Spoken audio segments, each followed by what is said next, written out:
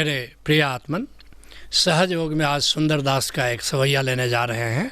सुंदरदास का जन्म 1596 ईस्वी में हुआ और 1689 ईस्वी तक राजस्थान की धरती पर सुंदरदास अपना गीत गाते रहे। सुंदरदास इस सवैये में बता रहे हैं कि हरि मिलन, परमात्मा से मिलन मनुष्य जीवन की संभावना है, लेकिन ये महान अवसर हम यूं ही खो देते हैं। कहते हैं सुंदरदास, प्रेत भयो कि पिशाच भयो, हम मनुष्य की तरह व्यवहार करते नहीं हैं, प्रेत की तरह व्यवहार करते हैं, एक पिशाच की तरह व्यवहार करते हैं। क्या हुआ अंतर? एक प्रेत है, पिशाच है, निरुद्देश्य इधर उधर फिरता है, कभी इधर कभी उधर। किसी प्रेत का कोई उद्देश्य नहीं होता, किसी पिशाच का कोई उद्देश्य नहीं होता, कभी इसको परेशान करना, कभी उसको परेशान करना। करीब करीब हमारा जीवन भी ऐसे ही है कि हमारा कोई निश्चित उद्देश्य नहीं है और बस दूसरों को परेशान करने में और खुद परेशान रहने में पूरी ज़िंदगी तबाह हो जाती है। इसके लिए दत्तात्रेय बड़े प्यारे अंदाज में कह रहे हैं, बाहर भी हरि भीतर भी हरि, है जगह न कोई जहाँ वो नहीं।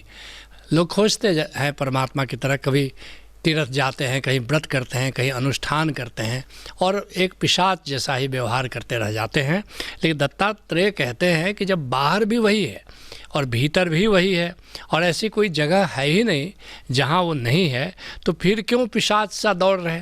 फिर क्यों पिशाच सा दौड़ते हो? कभी इधर जाते हो, कभी उधर जाते हो, कभी एक तीर्थ जाते हो, कभी दूसरा तीर्थ जाते हो, कभी कुछ करते हो, कभी कुछ करते हो। जो ढूंढ रहे वो कहाँ नहीं।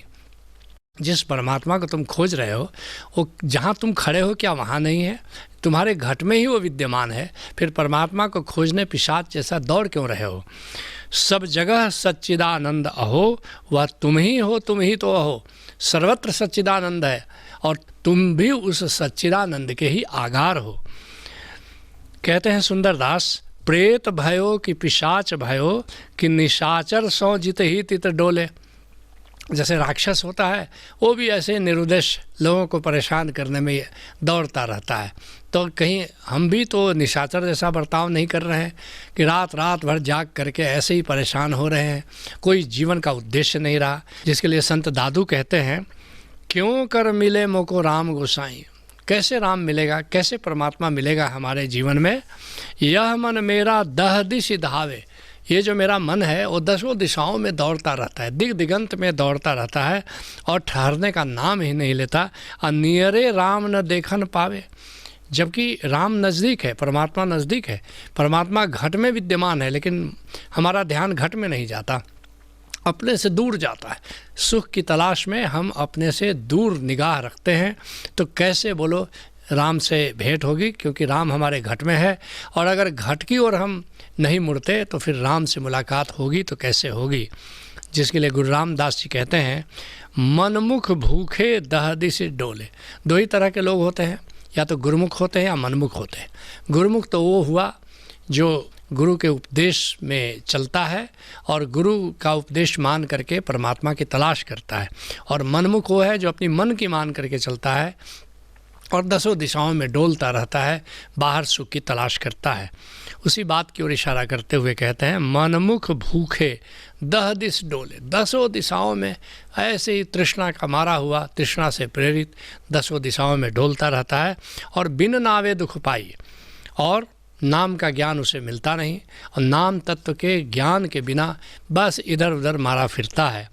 और जन्म मरे फिर जोनी आवे। ऐसे मनमुखी लोगों का हश्र क्या होता है कि बस जन्मते हैं, मरते हैं, फिर जन्मते हैं, फिर मरते हैं, गर्भ में आते हैं, फिर श्मशान में जाते हैं। उनके महाजीवन की यात्रा ऐसी आवागमन में बीत जाती है। जन्म मरे फिर जोनी आवे, आ दरगाह मिले सजाई। और जब यहाँ से शिवलोक में जाते हैं, आत्मलोक में जाते हैं, तो वहाँ भी उनके साथ कोई अच्छा व्यवहार नहीं होता, क्योंकि उन्होंने ये मनुष्य जन्म का जो अवसर था, इस अवसर को नष्ट कर दिया। कहते हैं सुंदरदास, तू अपनी सुध भूल गयो। तुम इधर उधर दौड़ते फिर रहे हो, लेकिन अपने घट की सुध भूल गए।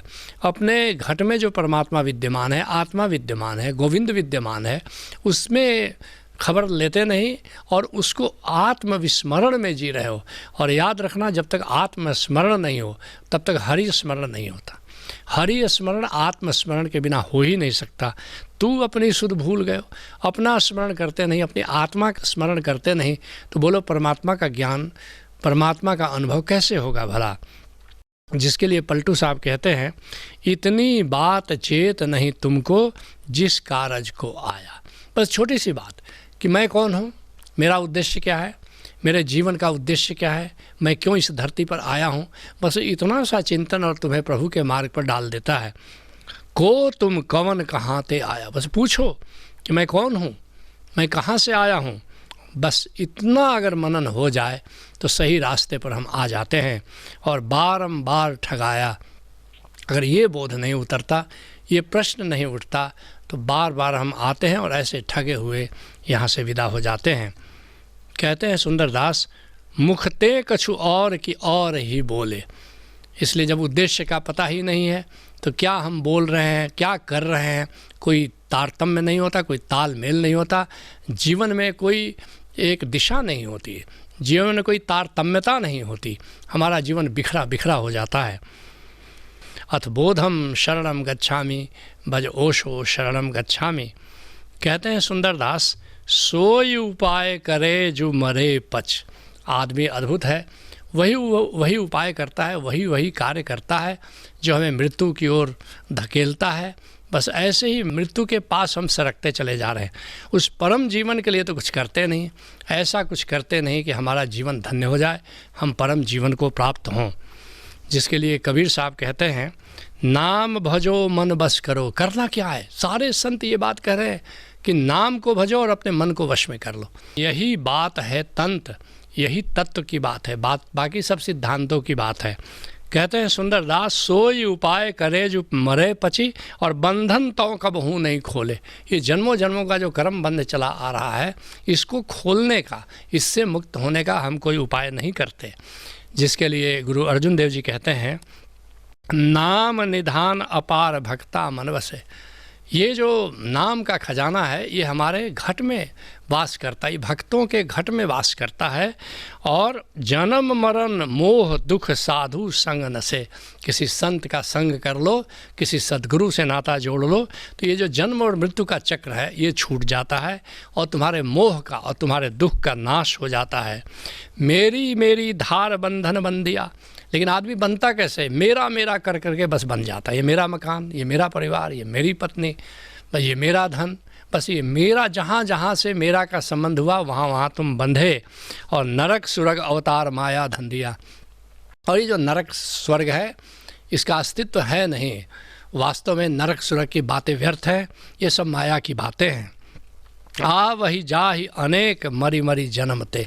अनेक लोग इस धरती पर आए और ऐसे ही आकर के विदा हो गए, बिना तत्व ज्ञान जाने बस यहाँ से विदा हो गए।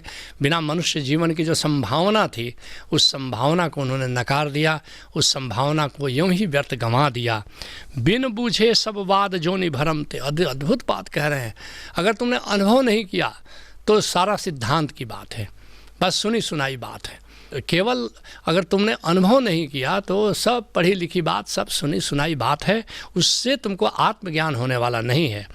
जिसके लिए स्वामी जी महाराज कहते हैं, मोटे बंधन जगत के गुरु भक्ति से काट। ये जो संसार का बंधन है, ये जो माया का बंधन है, ये कैसे काटोगे? गुरु की भक्ति से काटोगे। गुरु से जैसे ही जुड़ते हो, संसार से वैराग्य हो जाता है। गुरु से प्रेम करो, संसार से वैराग्य हो जाएगा। और झीने बंधन चित्त के कटे नाम प्रताप। लेकिन जो झीना बंधन, जो सूक्ष्म बंधन है, सूक्ष्म कर्म बंध है, वो कैसे नष्ट होगा? जब नाम तत्व को जानोगे, ओंकार तत्व को जानोगे, ओंकार के सुमिरन में जियोगे, तब फिर ये झीना बंधन भी नष्ट हो जाता है। कहते हैं सुंदरदास, सुंदर जातन में हरि पावत सो तन नाश कियो मति भोले। जिस मनुष्य जीवन को पा करके तुम गोविंद को पा सकते थे, बस ऐ भोले, ऐ बावरे, ऐ मूर्ख, तुमने उस मनुष्य जन्म को ऐसे ही नष्ट कर दिया। जिसके लिए दादू साहब कहते हैं, मन मूर्खाते यूं ही जन्म गंवायो। अरे मेरे मन मूर्ख, तुमने ऐसे ही मनुष्य जन्म को गंवा दिया। साईं केरी सेवा न किन्हीं, तुमने गोविंद से प्रेम नहीं किया और यही कली काहे को आयो। फिर इस कलयुग में आने की ज़रूरत क्या थी, अगर तुमको ऐसे ही जीना था, समय ऐसे ही नष्ट कर देना था। इस बात को गुरु तेग बहादुर जी बड़े ही प्यारे अंदाज में कहते हैं, साधो गोविंद के गुण गाओ। ऐ साधो, गोविंद का सुमिरन करो, मानस जन्म अमोलक पायो, अब बिरथा काहे गवायो। ये मनुष्य का जन्म अनमोल है, इसको पा करके तुम व्यर्थ इसको नष्ट क्यों कर रहे हो। तुम भी किसी कामिल मुर्शिद से जुड़ो, उससे नाम का तत्व जानो और नाम के सुमिरन में जियो, और मनुष्य जन्म की धन्यता को तुम प्राप्त कर लेते हो। यही सहज योग है। हरि ओम तत्सत।